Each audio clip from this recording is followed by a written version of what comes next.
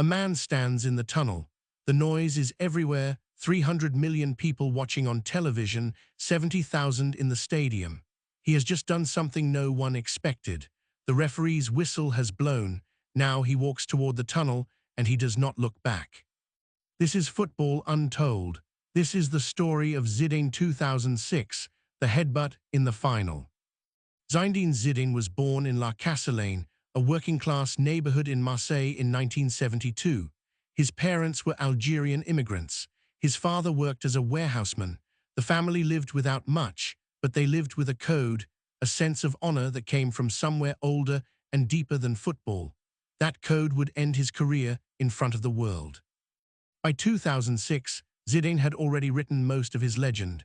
He was 34 years old. He had announced that this World Cup would be his last tournament, his final match. He was not the fastest player anymore. He was not the most explosive, but he was still Zinedine Zidane, and that still meant something entirely different from everyone else on the pitch. In 1998, he had won the World Cup for France. 2 headers in the final against Brazil, both from corners, both precise beyond measure. He became Ballon d'Or that year. He became FIFA World Player of the Year 3 times over. He was not prolific in the way strikers are prolific. He was something rarer, a midfielder who could change the shape of a match with one touch, one movement, one moment of absolute clarity in the chaos. Real Madrid paid 60 million euros for him in 2001. He was 29. That fee alone told you what the world thought he was worth. The years leading up to 2006 had not been kind to France. They were aging. Thierry Henry was still sharp, still quick, but the midfield was weathered. They needed Zidane to be perfect, and in the knockout rounds of that tournament he was. Against Spain, he was man of the match. The Spanish could not find him because he was not where they expected him to be.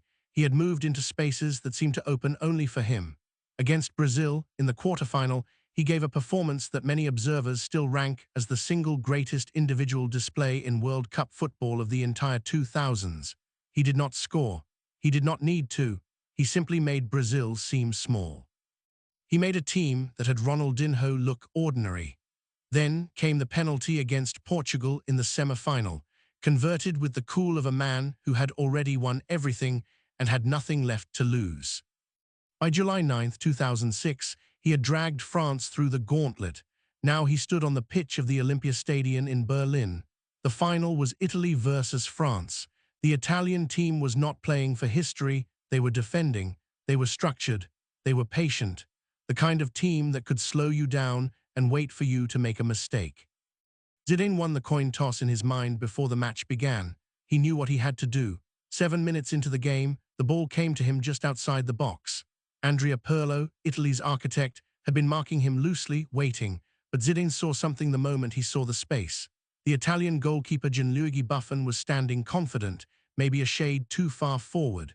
Zidane ran toward the ball. He did not take a first touch to set it up. He struck it directly, a panenka, a chip, dipping and floating, barely clearable, the kind of penalty that only certain men can imagine taking. It struck the underline of the crossbar and fell into the net. 73,000 people in the stadium knew they had just witnessed something they would never forget. 300 million watched it on television. Zidane had become one of only 4 men in the history of the World Cup to score in 2 separate finals. At 34, in his last tournament, he had just scored the opening goal of the World Cup final. This should have been the ending. This should have been the moment that mattered most. 12 minutes later, Marco Materazzi headed the ball into the net for Italy. The match was 1-1. What had seemed like a coronation became a war of attrition. The game dragged through the second half, through 90 minutes, into extra time. In the 104th minute, the ball came to Zidane on the edge of the box. He rose for a header against Buffon, who was in absolute control of his box that night, a display of goalkeeping so complete that even Zidane could not overcome it. The header forced a wonder save.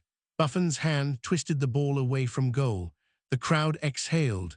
Italy was still 1-1, and the clock was running down. Then came the 110th minute. There were 10 minutes left in the match. Zidane was walking upfield. Marco Materazzi was near him. They exchanged words, not a collision, not a push. A conversation, brief and poisonous. Zidane kept walking. Then he stopped. He turned. He looked at Materazzi for a moment. Materazzi fell backward onto the turf. Zidane stood over him, chest heaving. The referee, Horacio Elizondo, had not seen it. The fourth official, standing on the sideline, had not seen it clearly either. But 300 million people watching television had seen everything. Referee Elizondo was consulted. The controversy that would follow for years centered on whether video replay was used in that consultation. It was not permitted in 2006, and to this day, it remains unclear exactly what the fourth official saw and reported. But within moments, Elizondo made his decision. He showed Zidane a red card. The greatest French player ever, in his final match, was sent off. Zidane did not protest. He did not argue. He simply turned and walked toward the tunnel. As he walked, he passed the World Cup trophy, the gold statuette sitting on its plinth at the edge of the pitch. He did not look at it. He walked down the tunnel and out of football forever. Italy and France went to a penalty shootout. The only French miss was David Trezeguet, the same man who had won Euro 2000 for France against Italy with a golden goal. This time, his penalty struck the crossbar and bounced away. Italy won 5-3. What had Materazzi said? For years, the question hung over the sport like a riddle no one could solve. Lip readers hired by 10 different television networks examined the footage frame by frame. Everyone had a theory. Years later, Materazzi would admit the truth. After Zidane had sarcastically offered him his shirt, Materazzi had replied that he would prefer Zidane's sister. In 2010, when Zidane was asked if he regretted the headbutt, he said, "I would rather die than apologize to Materazzi," but he did apologize to someone else. He apologized to every child who was watching. That distinction mattered more to Zidane than any trophy ever could. There was something almost surreal about what happened next. The same night, the same evening, the Golden Ball was awarded. This was the trophy given to the tournament's best player. It was voted on before the final ended. Zidane won it. He had been sent off. France had lost. Italy had the World Cup. And yet Zidane still won the Player of the Tournament award. When you think about what a country forgives, consider this. 4 days after the headbutt, a poll was conducted in France. 61% of the nation had already forgiven him. They understood something about honor that transcended sport. A man had been disrespected, and he had responded. The method was wrong. The outcome was wrong, but the impulse was understood. Zidane did not disappear into obscurity.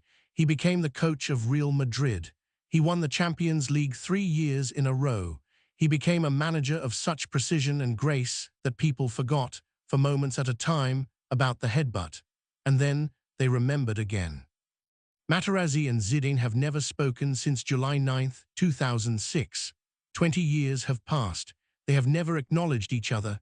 They have never explained themselves to one another. They have simply moved forward in separate worlds, forever connected by one moment, forever divided by what was said in that moment. The question that remains is not whether Zidane was right or wrong.